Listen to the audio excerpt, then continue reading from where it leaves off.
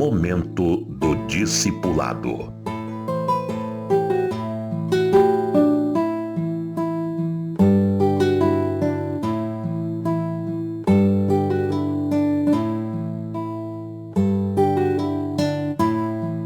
Uma história que nos ensina, história dos samaritanos, na verdade a história de Israel, que resvala para os samaritanos, e Deus usa toda essa história para nos ensinar lições importantes e enfatizar o discipulado.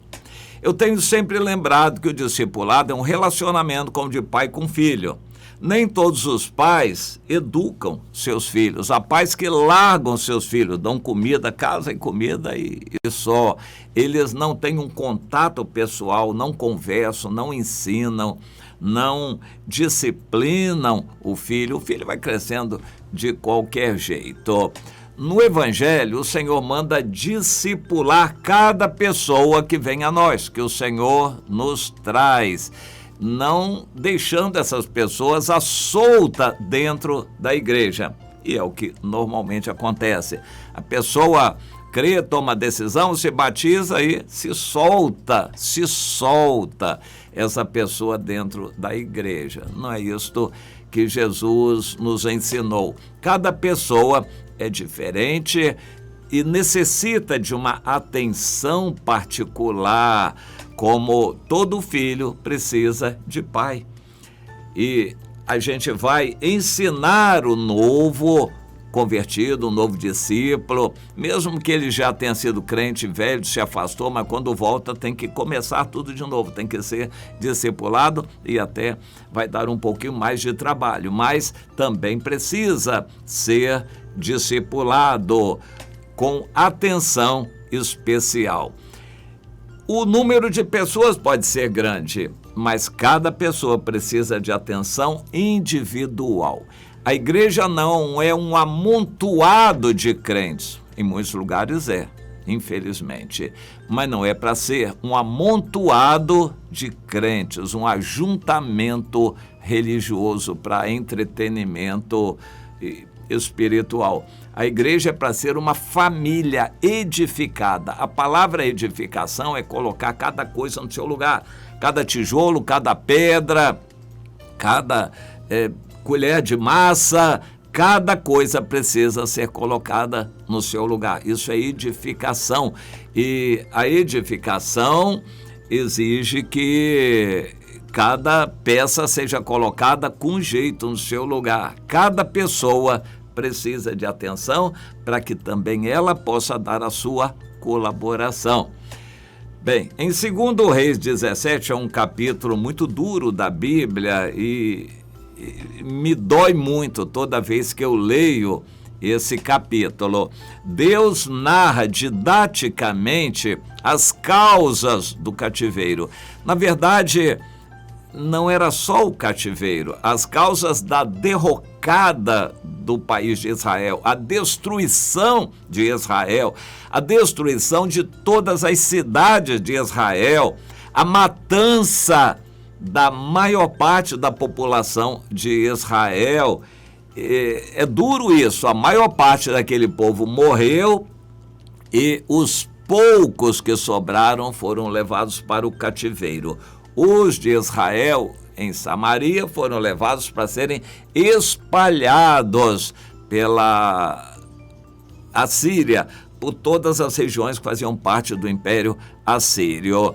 Algum tempo depois, uns 150 anos depois, aí veio a vez de Judá, que seguiu o mesmo caminho, recebeu a mesma punição de Deus.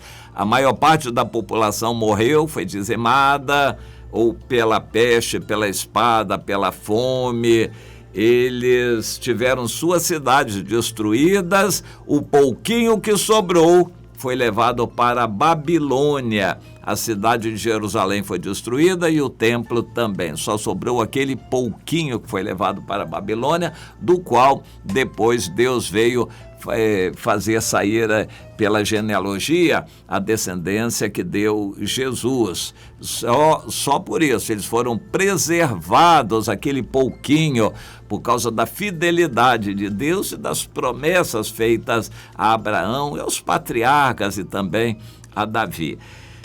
Essa história é narrada aqui. Deus diz que eles se afastaram, se esfriaram, Deus alertou, Deus mandou o inimigo, Deus enviou profetas que alertaram, eles não ouviram os profetas, eles sacrificaram filhos aos deuses estranhos, eles praticaram a idolatria, o Senhor os advertia e eles se afastavam de Deus, não queriam ouvir. Deus mandou fome, seca, peste e também os inimigos, eles não ouviram, não atenderam. Deus foi reduzindo o número deles, destruindo regiões e cidades que o inimigo ia tomando, e eles não se voltavam para Deus. Por fim, sobre o Judá, que seguiu o mesmo caminho, Deus continuou fazendo a mesma coisa com Judá. E por fim o texto diz que, no versículo 20, Deus rejeitou toda a descendência de Israel.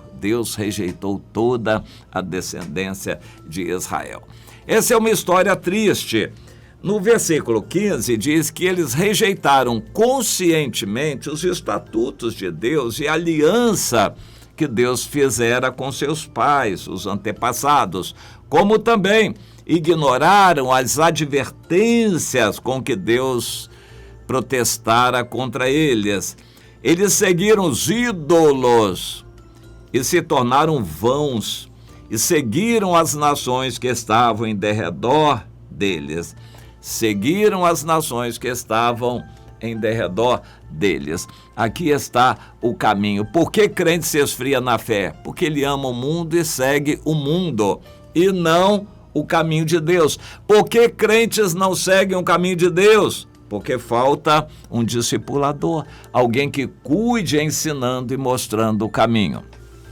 Essa é uma história triste que se repetiu muitas vezes e se repete em nossos dias. Infelizmente, no mundo todo, o cristianismo está esmorecendo, esfriando.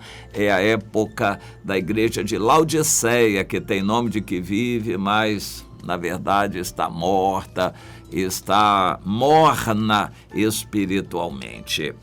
Bom, essa história triste trouxe um legado bom. E na continuação, com a destruição total ali de Samaria, o rei da Assíria trouxe gente de vários lugares, de Babilônia, de Cuta, de Ava, de Amate, de Sefarvaim. Eram regiões que estavam assim mais ao norte de Israel, lá pela Mesopotâmia, e trouxe gente desses lugares todos e os fez habitar em Samaria, no lugar dos filhos de Israel. E eles tomaram posse daquela região e habitaram lá. No início, quando eles estavam se estabelecendo, eles não temeram a Deus, e também não tinham motivo para temer a Deus, eles não conheciam o Senhor. E o Senhor mandou leões para o meio deles.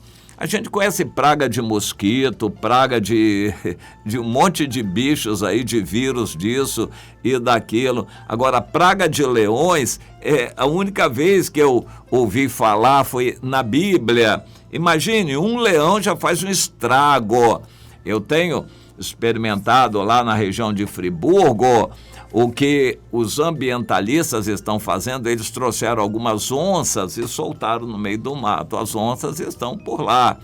E o povo fica com muito medo realmente de ir para a mata. Antes eles não tinham mais medo, mas agora eles vão com muito medo para a mata porque eles sabem que tem onças por lá. E é uma meia dúzia que eles soltaram por lá. Agora imagine uma praga de leões, apavorou realmente, e eles começaram a entender, isso não é normal, tem algo estranho. Foram procurar os sacerdotes deles, eles disseram, olha, isso aí é o seguinte, Vocês são de outras terras, de outros deuses, e vieram para uma terra que tem o seu Deus próprio. Se vocês não obedecerem a esse Deus, não temerem esse Deus, ele vai castigar vocês. Ele que mandou os leões. Então o quê? Vocês vão oferecer alguma coisa para esse Deus para aplacar a ira dele. Mas como nós vamos agradar esse Deus? Nós nem sabemos quem é ele, como ele é. Bom, então vocês vão buscar um sacerdote que vai ensinar para vocês. Eles foram lá e trouxeram um sacerdote só. E esse sacerdote ensinou aquele povo todo que queria aprender.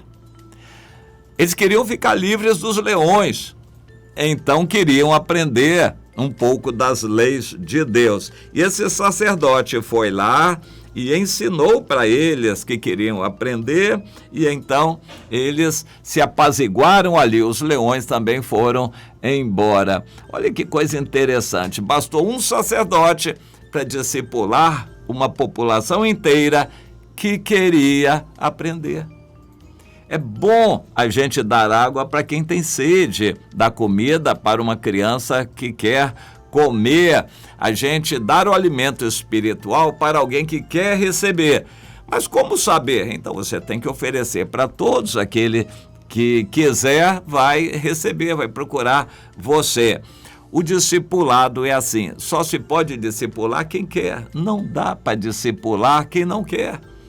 Nós temos que observar as pessoas, falamos de Jesus, compartilhamos as nossas experiências e observamos as pessoas. Aqueles que têm sede virão a nós e vamos saber que são pessoas que Deus colocou no nosso caminho para receberem o discipulado. Discipulado é isto. Em Israel não houve discipulado. Um povo que conhecia Deus e tinha a lei de Deus nas mãos se afastou por completo de Deus, pior do que as nações que estavam à sua volta. Um povo estranho, que os samaritanos, os novos samaritanos, que nunca tinham conhecido a Deus, por causa dos leões, tiveram sede espiritual, vieram a conhecer a Deus e o Senhor os abençoou. Mais tarde, Jesus teve lances interessantíssimos junto aos samaritanos, inclusive aquela experiência tremenda com a mulher samaritana em João no capítulo 4.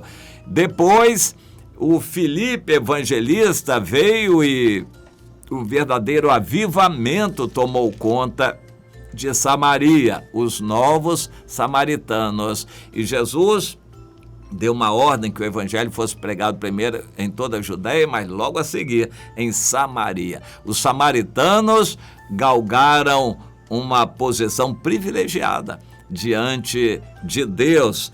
Eles foram discipulados, porque tinham sede. A você, meu irmão, minha irmã, cabe observar à sua volta quem é que Deus colocou no seu caminho para compartilhar o que você tem, ensinar o que você sabe, discipular essa pessoa. Isto é o que Deus vai cobrar de você. Se você não está fazendo isso, ensinando alguém, discipulando alguém, já está desobedecendo a ordem do Senhor. Mateus 28, 18 a 20. Ide por todo mundo, fazei discípulos. Se você não está discipulando alguém, já está errando e desobedecendo a Deus. Procure observar à sua volta quem Deus colocou, algum samaritano que esteja à sua volta, para você poder discipular. E ainda há samaritanos por aí que estão querendo.